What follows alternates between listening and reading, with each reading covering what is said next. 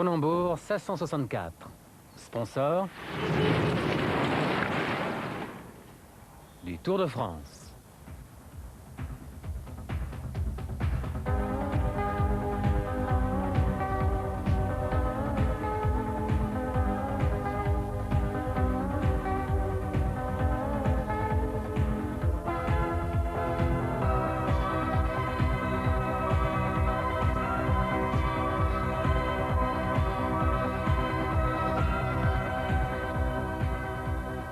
Yesterday, Britain's south coast embraced the Tour de France. 1 million spectators enjoyed the race atmosphere, and the Spaniard Francesco Cabello gave a victory salute in Brighton after leading for much of the day. The yellow jersey changed shoulders as well. Now it's on Flavio Vanzella. He took over from his teammate Johan Museo, who is now 4 seconds behind. Miguel Indurain is third, and the two British riders, Shaun Yates is 9th, and Chris Boardman 17th. So to Portsmouth this morning for stage 5 and the second day in Britain. The huge crowds out once again to welcome the event. These were the scenes at the start village, a traditional French food menu and wine coming from Hampshire. At 10:45, the 183 riders moved out towards the naval dockyard and past HMS Victory, the ship that once helped destroy the armies of Napoleon. And we're now at the finishing line here in Portsmouth, the crowd awaiting the return of the race. But you know, the question they're all asking me is, when will the Tour de France come back to Great Britain? So we sent Paul Shaun in to find out. Did you really believe before you came to British soil that so many people would turn out to watch a bicycle race? Well, we didn't know really, because the Tour have not been in England for 20 years. So that was the first time of a new modern tour coming in England. And I'm sure that this will be the most popular stages of the tour. We had more people yesterday and probably today than we're going to have in the mountain stages of this Tour de France.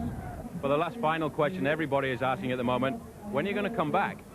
Well, the last time was 20 years ago. I think, I believe and I hope that we will come sooner than 20 years. And let's hope it does return sooner rather than later. The route today, 182 kilometres, goes to Winchester, Basingstoke, and then back through Petersfield, Havant into Portsmouth. And after 25 kilometres, a break of 4 riders on the attack. Pascal Hervé, Giancarlo Perini, Edric van Hooijdonk and Marco Lieti. And when they arrived at Winchester for the first time bonus sprint, and again the crowd's enormous, Van Hooijdonk takes the small time bonus ahead of Hervé and Perini. The field at this point were 3 minutes behind. The strong southerly winds will help the riders over the first part of the course, but later on that's going to be difficult for them as they head back to the coast. That'll be a headwind. The day will remain a mix of sun and showers, with temperatures again cool between 19 and 20 degrees Celsius. At the furthest point on the course at Basingstoke, another time bonus sprint after 100 kilometres, and it was Lieti this time getting the 6 seconds bonus. Van Hooijdonk followed, and Hervé and the 4 all regrouped, with the race now heading back towards Portsmouth. The time gap a little over 2 minutes. And the situation now, the riders have just passed through South Harting, the 4 leaders. The gap is coming down. It was once 3 minutes, it's now 1 minute and 35 seconds. We're watching here in the lead from the Italian Lampre team, Marco Lieti, the only member of the 4 who's ever won a stage in the Tour de France. And just behind him in the yellow there, another Italian, Giancarlo Perini. His 9th Tour de France, by far the granddad of the 4 in the lead here. And he once had a great finish when he was 8th in 1992 overall. A counter-attack is coming from the field. So the field now beginning to react very much indeed. The TVM riders now are starting to go onto the attack, and I think that this rider who's come up into the lead, it looked as though it might have been, in fact, Bart Voskamp breaking away from the field for TVM. This is the crowd as we look down now on the town of South Harting, and it is indeed Voskamp who's launched an attack. He sensed that the hard work being done by the team leaders team, that's the team of Flavio Vanzella, and indeed second placed overall, Johan Museu, that they have done their job of bringing the race back into contention. He's now trying to take a flyer. Well, they're a very good team, the TVM squad. They're always looking for a move to try and get away and win a stage. That's why Rob Harmeling went clear yesterday in that little group of 4 riders, and today they're trying to do the same. Voskamp is a new rider on the scene. He's actually won a stage of the Tour of Spain earlier this year. Very good rider, but at the moment you can see the field speeding up, so I don't think he's quite got the gap that he needs. Well, the race today has absolutely flown around the Hampshire and Sussex countryside. They're way up on their original schedule. They're about 8 minutes ahead of their best time expected today. And just look at this little climb. I know this climb very well. It really is a hard one. Well known by club cyclists in Hampshire and Sussex as they cheer the 4 climbers up it coming out of South Harting. We're heading now off towards Rowland Castle. They're about 22 kilometres from the finish. 22 miles, I beg your pardon, from the finish. And that is going to take them now around about 50 minutes at the speed they're going, although the wind will be unfavourable in the closing miles. Perini always at home when he's on the climbs, and wants Yates now to come through and keep this pace going. They know now, Paul, that they are getting to the most crucial stage of the race psychologically.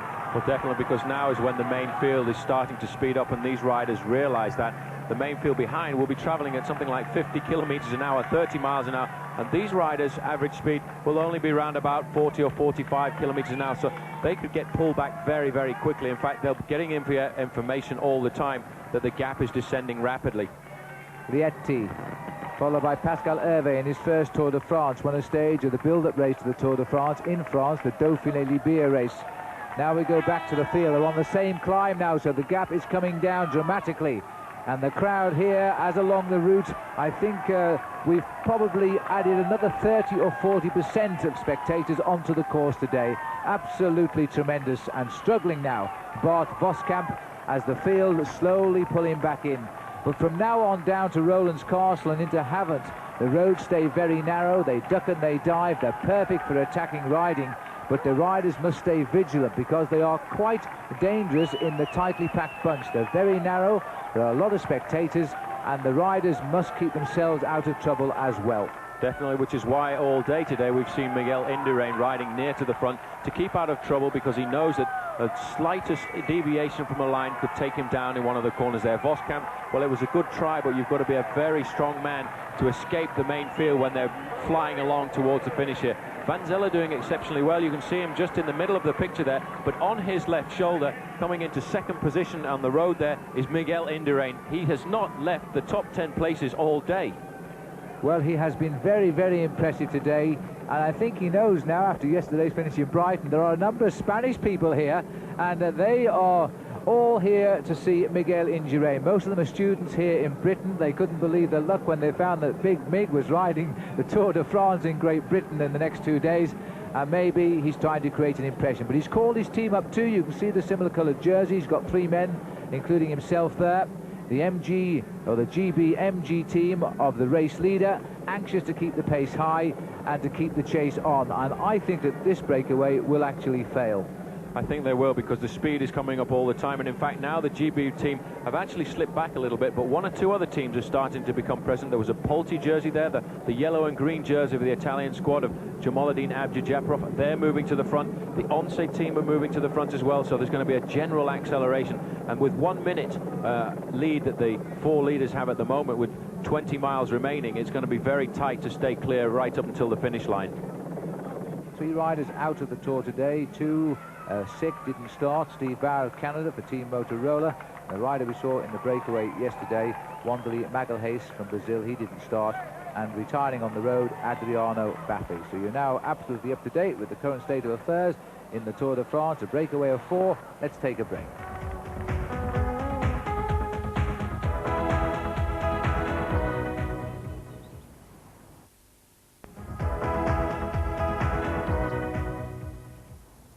Today, as I'm sure you know, is the final stage of the Tour en Angleterre before the race repatriates itself in Cherbourg tomorrow.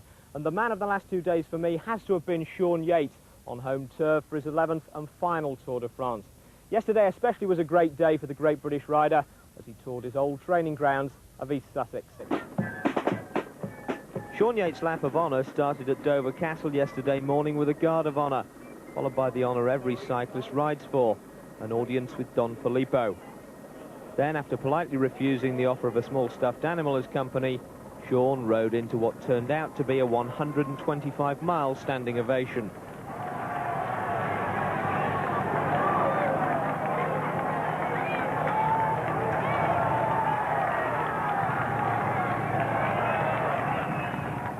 In line with peloton tradition, Shaun was allowed away to lead the bunch into Ashdown Forest a couple of miles from his home, where his mum and dad were waiting for him.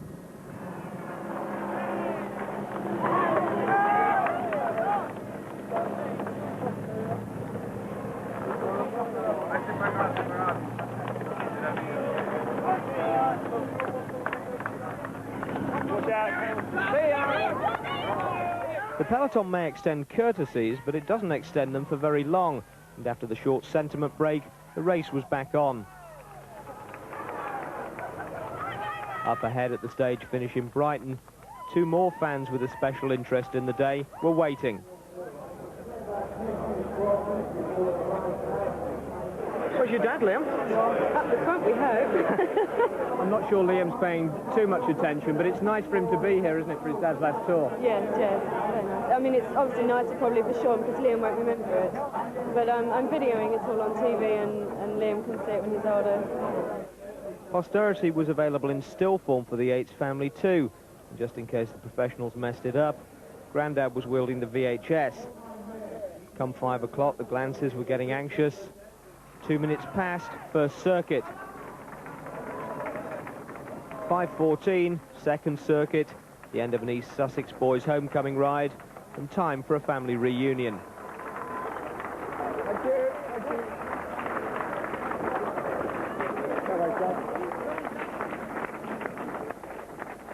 Inevitably, it was a brief one, though, because local boy or not, Shaun had to get back to the team hotel and prepare to do it all again in Portsmouth.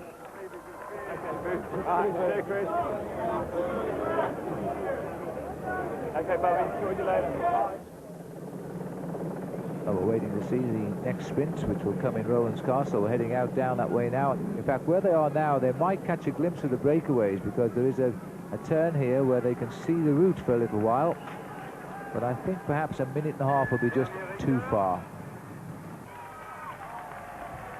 Still 1 minute 40 seconds coming from the control out there on the race, so they're doing very, very well now. And you know, just like yesterday when the big peloton thought they had the escapers, then let them go again, that could be happening once more. But the one man who will be a little bit of an unknown quantity to all these riders is in fact Pascal Hervé, because they don't really know him. He's just turned professional this year. He was 28 years of age. As we come into Rowan's Castle for the next sprint, look at the crowd of people who have turned out to watch. It's incredible. Every time we get to an area of interest, there are thousands and thousands of people. 500 metres to the sprint. There's the sprint banner up the road, and I think Perini is flat out. It's up to Van Hooijdonk. Is he going to have a go for it? And I don't think he is. None of the riders easing up out of the saddle. They're going to give it to Perini as part of his prize as being the workhorse so far today. All four, and as I speak, in fact, Lieti goes as well. May just have got it. They didn't really dispute the sprint there, and the reason being, I think, Van Hooijdonk could have done because he looked in a very good position and he looked as if he wanted to, but he's using his head because what he wants to do is not annoy the other members of the main group here, because he wants to work with them and keep them together so that they can try and stay ahead of the main field. This is the Polti team launching an attack. Anxious now to get Jamaluddin Abdu-Japarov back into the picture. They're sick and tired of the breakaway riders ruining the day for their sprinter.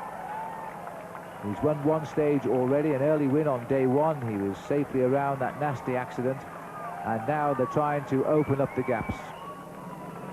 And there's the breakaway group, and what will happen shortly is this flotilla of motorcyclists and the cars behind will be told to stop and await the race, and then the riders will know that they're closing in. Should happen very soon now, because I'm getting confirmation it's down to 55 seconds, and it's probably less than that now because there is the main field and the breakaways are just a little bit further up the road, so it really is coming down rapidly now. Returning to the south coast at the end of two marvellous days of cycling here in Great Britain, where the crowds have taken the tour to the hearts. Well, I would say it really is going to come all back together this time, because it's 36 seconds now, and these guys will be in sight of the main field. They'll be able to see them every time the road straightens up, and there's some pretty straight roads on the run into Portsmouth here, and at the end of those straights, they will see the bait, they will see the riders that they've been chasing for the last couple of hours. And we're looking down now on a long, thin line of riders in the Tour de France. The four fugitives we saw break away are now coming back to the fold. They're hanging on by the skin of their 6-ounce racing tyres, I think. because in fact Edwin van Hooijdonk, Marco Lieti, Pascal Hervé and Giancarlo Perini are now about 35 seconds from capture, and we are only about 12 or 13 minutes from the line. Looking back down the road there, you could see the main field. They're in a long line, and it is the Polti team who are now starting to take the responsibility for the chase. The Polti team, one of the finest teams from Italy, being robbed at the moment of the chance of a shot at the gold medal with Jamaluddin Abdul-Japarov, because 4 men are hanging out just 25 seconds in front. Well, what a strange thing to see, because leading the Polti team in the chase to help Abdul-Japarov was Gianni Bugno himself, the man who's been 2 times world champion, was regarded as a contender for the Tour of Italy this year. The man is so up and down, it's hard to understand exactly what is going through his mind, but he's the man at the front, setting the pace for his teammate at the moment. And there is the gap, and I think we're going to see this race regroup. You can see the organisation. Now, this is the job of the referees here. Before, there were lots of cars and motorbikes behind these riders, and the referee's job is to make sure that once the gap comes down to a dangerous size, all the cars are evacuated. They have to overtake and get out of the way, so we have a clean gap between the breakaway and the main field. That way the race can happen under normal circumstances. Well, the power has gone clean out of this breakaway now. Very shortly, the field will come back together. The crowd on the right here, standing on the main road into Portsmouth and enjoying every minute of it.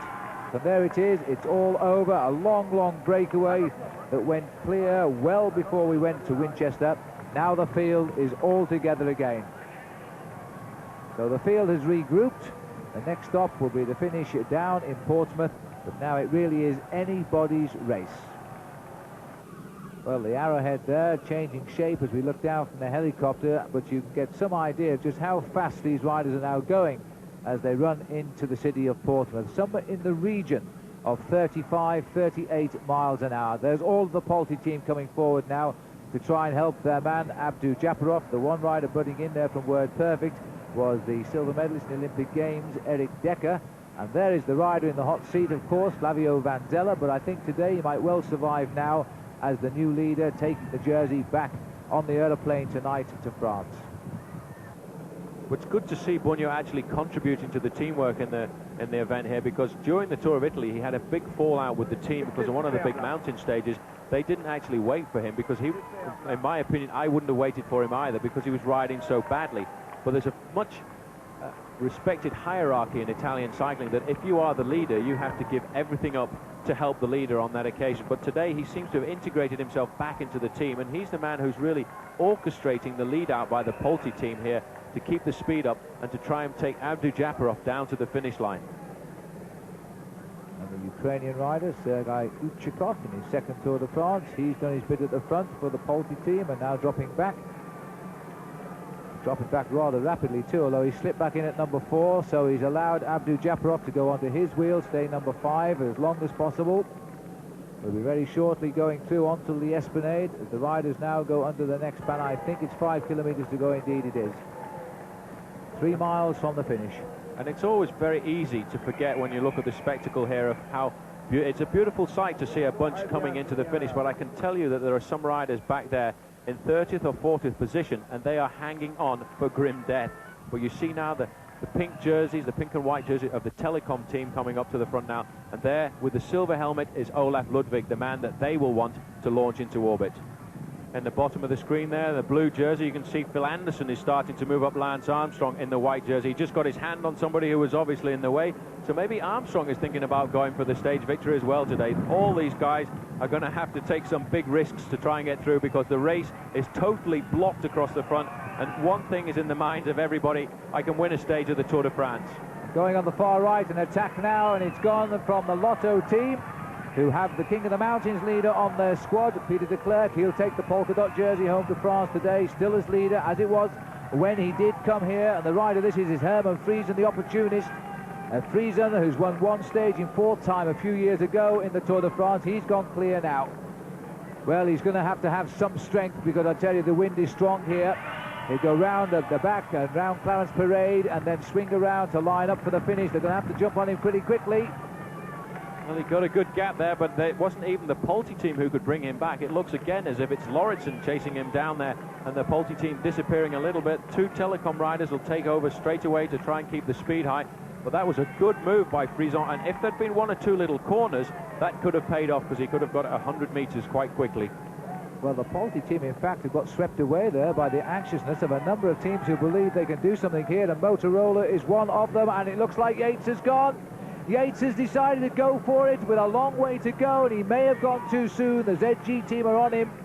The Italians have got Shaun, but this is a strong man of world cycling. They call him the animal when he goes at full speed. They may have a job holding on. This looks as if it might be Henrik Redant, the big, strong Belgian rider who rides for the Italian squad, and he's got the gap going.